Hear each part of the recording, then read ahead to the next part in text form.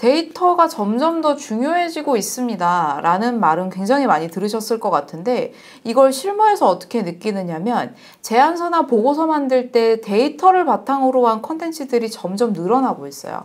그리고 이 데이터를 어디서 찾느냐에 따라 이제 더 늘어나는 것도 있는데 데이터를 찾을 수 있는 곳도 늘어나고 있습니다. 대표적으로 공공데이터 사이트라든지 우리나라의 경우에는 이나라지표라든지 서울시의 경우에는 서울시 데이터 광장이라는 곳도 생겼고요. 각 지자체별 구별 서울시 내에서는 어디 구별로도 데이터 광장 형태로 이제 생기고 있고요. 그래서 우리가 데이터를 찾으려면 얼마든지 찾을 수 있는 상황인데 문제는 이 데이터를 어떻게 시각화해야 되느냐에 대한 생각은 그렇게 많이 못 하시는 경우들이 많아요. 그래서 대표적으로 저는 이번 수업에서는 몇 단계별로 좀 나눠서 설명을 드릴 거예요. 첫 번째는 특정한 데이터를 가지고 어떻게 시각화되어 있는 이미 자료를 어떻게 이 슬라이드에 넣을 건지, 두 번째는 원본에 있는 데이터를 어떻게 표 형태로 가지고 와서 편집을 할 건지, 그리고 세 번째는 원본에 있는 데이터를 가지고 어떻게 그래프에서 좀 더 응용을 해볼 건지, 그래서 이렇게 세 가지 단계로 좀 나눠서 설명해 볼 텐데요. 조금 어려워질 수 있습니다. 이전 시간에 비해서. 그래서 그거는 먼저 참고를 하시고 한번 확인해 보시면 되겠습니다.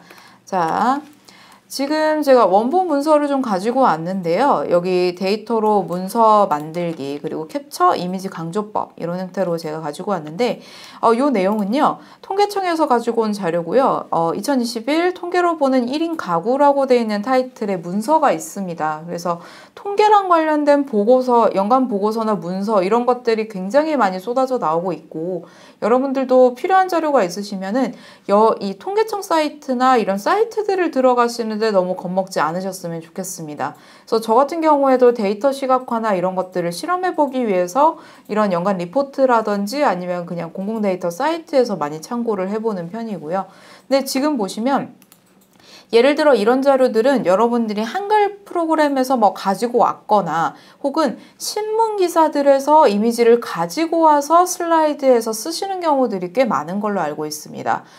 신문 기사를 제가 가지고 오려고 하다가 그건 좀 안 되겠다라고 생각하고 접은 이유가 지금 보고 계시는 이 자료는 이제 공공기관, 그러니까 나라에 있는 기관에서 나온 자료거든요.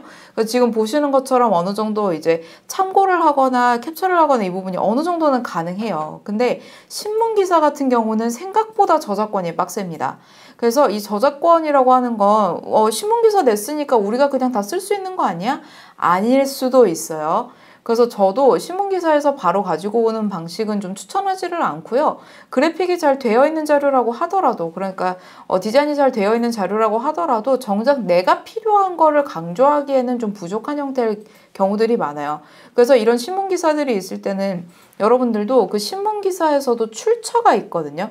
그래서 이 데이터는 예를 들어 몇 월 며칠 통계청이 보고한 자료에 따르면, 통계청에서 발표한 자료에 따르면 이런 식으로 출처가 나와 있는 경우가 있기 때문에 차라리 아예 원본에 있는 문서나 원본 데이터를 가지고 와서 편집을 하시는 게 저작권을 좀 더 지킬 수 있는 방법이라고 보시면 됩니다. 자, 그러면 근데 이런 경우 있을 수 있죠. 나는 데이터를 가져오지를 못해서 요 이미지 하나만 내가 가지고 올 수 있었는데 그럼 이 자료에서 예를 들어 이런 경우 있죠. 특정한 자료에서 저는 도형으로 보여드릴게요.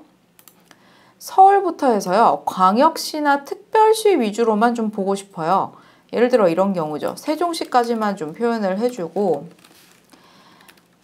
예를 들어서 이 부분만 저는 강조를 해서 보여주고 싶습니다 라고 할 때는 사실 이런 표 같은 경우에는 지금 줄 간격이라든지 아니면 전체 가구와 비중이라든지 이런 표현들 같은 게 사실 이 슬라이드 자체만 보고 직관적으로 파악을 하기에는 좀 낯설 수는 있어요. 근데 이 방법을 쓰는 이유는 사실 간편해서예요. 그러니까 여러분들이 여러 장의 작업물을 쓰거나 아니면 좀 더 신뢰감 있는 그런 자료들을 쓰고 싶거나 아니면 디자인상에서 나는 이거 잘못해서 내가 표 작성을 할 때도 시간이 너무 오래 소요될 것 같다라고 하시면 이때는 이미지 형태의 자료를 캡처해 오신 다음에 편집하는 방법을 쓰셔도 나쁘지는 않습니다. 그래서 여러분들이 많이 생각하시는 게 뭐 데이터 시각화다, 인포그래픽이다, 슬라이드다, 뭐 제안서다, 파워포인트 문서다 이렇게 생각하시면은 무조건 다 가지고 다 그리고 다 쓰고 다 편집해야 되고 그러는 줄 아세요. 근데 제 경우에는 그런 경우들이 종종 있어요. 다 제가 해야 되는 경우들이 있는데 여러분들은 굳이 그러실 필요는 없어요. 그러니까 실무상에서 만약에 쓴다라고 하시면은 가능한 여러분들의 시간을 효율적으로 쓸 수 있는 작업 방법을 선택하시는 게 맞아요. 이게 데이터 시각화에서도 마찬가지고 특히 데이터 시각화 영역이라고 해서 되게 화려한 그래프만 생각하시는 경우들이 많은데 표도 꽤 훌륭한 데이터 시각화 도구 중에 하나입니다. 그래서 저는 지금 이 표를 가지고 이미지 형태의 표에서는 어떻게 강조를 하는지가 첫 번째고, 그리고 두 번째는 표에서 그렸을 때 어떻게 편집할 수 있는지, 그래서 이 두 가지로 나눠서 설명드릴 건데, 일단 첫 번째 같은 경우에는 잠깐 제가 완성본 보여드리면, 자, 이 원본은 제가 가지고 와서 어떻게 편집되는지 한번 볼 거고요. 이게 어떤 식으로 편집이 될 거냐면 이런 식으로 편집이 될 거예요. 자, 이미지를 캡처한 상태에서 특정한 부분만 강조를 하고 싶다라고 하면 이 특정한 부분만 강조를 하면 됩니다. 배경에다가 붉은색의 이제 선을 써도 되고요. 아니면 여기 위쪽에다가 그림자를 표현할 수도 있겠죠. 그래서 지금 보고 계시는 것처럼 이런 식의 표현을 하셔도 서울부터 이런 특별시 같은 경우에는 비중들이 이렇게 바뀌었구나. 광역시의 경우 이렇게 비중들이 바뀌었구나를 충분히 판단하실 수가 있습니다. 자, 그러면 이미지에서 이제 어떻게 간략하게 특정한 부분을 강조할 수 있는지 살펴볼게요. 그래서 지금 보시면은 다시 이제 원본표로 가지고 왔고, 제가 아까 여러분들한테 보여드리려고 조금 대략적으로 도형을 그렸는데 이거 좀 줄일게요. 자, 이런 식으로 조금 줄여서 표현을 해줄 거고요. 자, 그리고 이 작업 방식의 경우에는 이미지의 바깥이 어디인지가 좀 중요하거든요. 그래서 이 도형이 바깥으로 빠져나가면은 편집이 잘 안 돼요. 그래서 이미지를 선택을 해주시고 그림 서식에서 테두리를 좀 넣어줄게요. 회색으로 잘 안 보이실 것 같으니까 좀 검정색 계열로 한번 넣어봅시다. 네, 한 요 정도로 두시고 이제 조금 두껍게 잡을까요? 이 정도로 잡고 제가 이렇게 갈게요. 그래서 지금 보시면은 살짝 제가 테두리만 잡아놨어요. 자, 그리고 지금 안쪽에 그럼 바깥 보면 좀 더 확실하게 보이죠? 그럼 이 도형을 좀 더 넓혀도 된다라는 판단이 들 겁니다. 자, 그럼 이렇게 잡아주시고요. 그다음 위쪽도 살짝 올려주시고, 자, 이때 도형의 선이 굉장히 두껍게 들어가 있는데 지금 이 상황에서는 선을 두껍게 잡을 필요가 없습니다. 자, 그래서 왜냐면 이 도형 모양대로 자를 거예요. 표 자체를. 그래서 도형 서식에서 보시면 윤곽선의 두께를 좀 줄일게요. 윤곽선의 두께를 한 1포인트나, 네, 도형 서식에서 도형 윤곽선이죠. 도형 윤곽선 두께를 좀 더 줄여서, 네, 좀 더 줄여주고 이런 형태로 이제 만들어주고요. 이제 이미지를 도형의 모양으로 자를 건데 지금 이 방식은 파워포인트 2013부터 적용 가능하다라는 거 먼저 알려드릴게요. 그래서 제가 모든 분들의 지금 파워포인트 버전을 사실 알 수가 없어요. 그래서 두 가지를 모두 보여드릴게요. 첫 번째는 이미지를 도형 형태로 잘랐을 경우 배경에 있는 이미지 먼저 선택을 해주시고요. 그 다음에 키보드의 Shift 키 누르신 다음에 안쪽에 있는 도형을 선택을 해주시면은 이런 형태로 두 가지가 순서대로 선택이 됩니다. 그럼 이 상태에서 도형 서식을 들어가시고 도형 서식 혹은 그리기 도구 서식으로 되어 있을 겁니다. 이 상태에서 보시면 도형 병합이라는 메뉴 있습니다. 자, 도형 병합에서 조각을 내시면요. 자, 배경 바뀌었죠? 지금 보시면 이런 형태로 조각난 걸 보실 수가 있어요. 만약에 여러분들이 파워포인트 2013 미만을 사용하고 계실 경우, 제가 이거 그림은 원래대로 돌릴게요. 자, 이 경우에서는 그럼 나는 이 부분 특정을 잘라야 되는데 어떻게 잘라야 되느냐? 이미지 하나 더 원본으로 만들어 주시고요. 이 상태에서 자르기 하시면 돼요.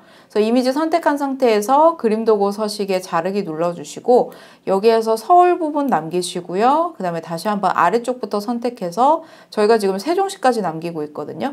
그래서 이런 형태로 잘라서 원본 위에 붙이셔도 상관없습니다. 그래서 요거랑 똑같은 방법으로 쓴다고 보시면 돼요. 자, 그리고 그럼 다시 저희는 원래 이미지로 돌아가서 그러면 이 이미지 같은 경우에는 이미지를 이미 잘랐기 때문에 배경에 있는 이미지 선택한 다음에 테두리는 윤곽선 없음으로 바꿔주시고요. 그리고 잘라낸 이미지의 경우에는 테두리를 붉은색으로 한번 바꿔주세요. 이거 약간 논외적인 얘기인데 저는 여기 지금 보이시는 진한 빨강만 거의 사용하거든요. 그러니까 이렇게 쨍하게 되어 있는 빨간색은 잘 사용을 안 해요. 그러니까 컬러 자체가 되게 쨍한 느낌이 강해서 이제 사용을 할 때는 진한 빨강으로 주로 추천하고 있습니다. 그래서 진한 빨강으로 바꿔주시고, 근데 지금 잘 안 보이실 거예요. 테두리를 제가 좀 올릴게요. 두께를 이렇게 올려주시면은 그래도 잘 안 보여요. 이거 왜 그러냐면 좀 재밌는데 이미지 자체는 그 배경 이미지 위에 있는데요. 이미지를 꾸미고 있는 윤곽선은 배경 이미지 아래에 깔려 있는 거예요. 그래서 이 이미지를 선택을 하신 다음에 홈탭에서 보시면 정렬에 맨 앞으로 가져오기 있어요. 그럼 이런 식으로 바꿔주시면은 이제 위에 형태로 나와 있죠.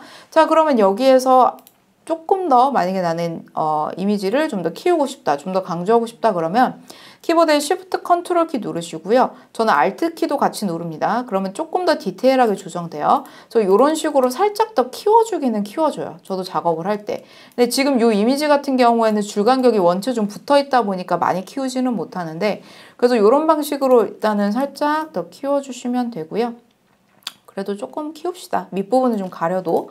자, 그러면 이런 방식으로 일단 편집이 되고요. 자, 그러면 여기에서 효과를 두 가지를 줘야 돼요. 첫 번째는 배경에 있는 이미지가 덜 중요하다라는 걸 보여주기 위해서 회색조로 바꿉니다. 자, 이 방법은 이미지 자체에서 대비를 주기 위해 쓰는 방법인데 첫 번째 방법은 덜 중요한 것들은 아예 덜 중요하게 색을 빼버리고요. 두 번째 방법은 더 중요한 것들은 아예 더 중요하다고 느껴지게 하기 위해서 부가적인 요소를 더 붙입니다. 대표적으로 지금 보고 계시는 것처럼 붉은색 윤곽선이 해당될 수 있겠죠. 자, 그리고 배경 이미지는 선택해 주시고 그림 서식 선택하시고요. 여기에서 보시면은 그림 서식에서 보시면 색이라고 나와 있습니다. 색 선택해 주시고 여기서 왼쪽 아래에서 보시면 밝은 회색이라고 있죠. 밝은 회색으로만 바꿔주셔도 나머지는 다른 지역들인데 이 장표에서 이야기하려는 거, 이 이미지에서 이야기하려는 거는 안쪽에 있는 부분이구나 라는 걸 파악이 가능하고요. 자, 그 다음에 여기서 나는 그림자를 넣어서 조금 더 디테일하게, 조금 더 자세하게 살리고 싶다라고 하면은 삽입 탭을 선택해 주시고요. 그 다음에 도형 선택해 주시고 여기서 보시면 기본 도형에서 사다리꼴이라고 있습니다. 사다리꼴 선택하신 다음에 클릭 앤 드래그로 이렇게 쭉 그려주시면 됩니다. 클릭 앤 드래그로 그려주시고요. 그 다음에 좀 더 확대를 해주시면은 자, 이런 형태로 제가 도형에 살짝 붙이고요. 그 다음에 노란색으로 되어 있는 조절점은 좀 줄일게요. 그러면 이렇게 표 뒷부분에서 약간 빠져나온 것처럼 표현해 주실 수가 있고요. 그 다음에 여기에서 보시면은 그림자 표현해 줄 거예요. 지금 도형 서식에서 일단 채우기 색으로 제가 바꿀 건데 채우기 색에서 일단 약간 진회색 계열로 한번 바꿔주시고요. 제가 중간 부분 선택해 줄게요. 그 다음에 다시 한번 채우기에서 그라데이션 선택해 줍니다. 그라데이션에서 아래쪽으로 갈수록 점점 짙은 색으로 바꿔주시면 되고요. 자, 그러면 여기에서 위쪽을 그대로 두게 되면 좀 자연스럽지가 않거든요. 그 다음에 여기 도형 위에서 마우스 오른쪽 단추 클릭해서 도형 서식으로 들어갑니다. 오른쪽에 보시면 지금 가장 연한 부분 나와 있는데 여기가 제일 윗부분이에요. 그래서 윗부분 선택해 주셔서 자, 윗부분이죠. 그 다음에 아래쪽으로 좀 더 내려서 투명도는 100%로 바꿔주고요. 그 다음에 중간 부분 같은 경우에는 100에서 0으로 떨어지게 되면은요, 투명도 100%라는 건 내 뒤에 있는 객체를 100% 완전히 보여달라는 의미이기 때문에 완전히 투명한 상태고요. 중간에 50% 지점에서는 0%로 이게 바뀌죠. 투명도 0%라는 거는 내 뒤에 있는 객체를 0% 보여주지 말라는 의미이기 때문에 아예 불투명한 상태입니다. 그래서 근데 여기서 이제 100에서 0으로 바로 떨어지게 되면은 지금 보고 계시는 것처럼 선처럼 보이거나 좀 부자연스럽게 편집이 되기 때문에 50%로 바꿔주시면 되고, 제일 끝부분은 뭐 그대로 두시거나 아니면 좀 더 연한 색으로 바꿔주시면 됩니다. 그리고 여기에서 선 없음으로 바꿔주시고, 이미지 같은 경우에는 이게 그림자 뒤로 물러나 있거든요. 그래서 정렬해서 맨 앞으로 가져오기 해주시면은 이제 특정한 부분만 강조할 수 있게 이미지 표현이 가능합니다. 그래서 여러분들도 나는 할 수 있는 게 이미지 가져올 수 있는 것밖에 없는데 거기다가 도형 몇 개만 붙이면 이런 이미지도 충분히 가능하세요. 그래서 표 안에서 나는 뭔가 더 이 이미지 상에서 더 붙일 수가 없다라고 하시면 이 정도까지만 편집해 주셔도 데이터를 보여주는 데는 충분합니다. 그리고 아마 작업해 보신 분들은 아시겠지만 공공기관에서 나오는 문서들은 거의 다 이런 표들이 다 붙어 있어요. 그래서 기본적으로 나와 있는 의견 제시뿐만이 아니라 이 내용을 뒷받침하는 표들도 같이 편집해 주시면 훨씬 더 신뢰도를 올릴 수가 있습니다.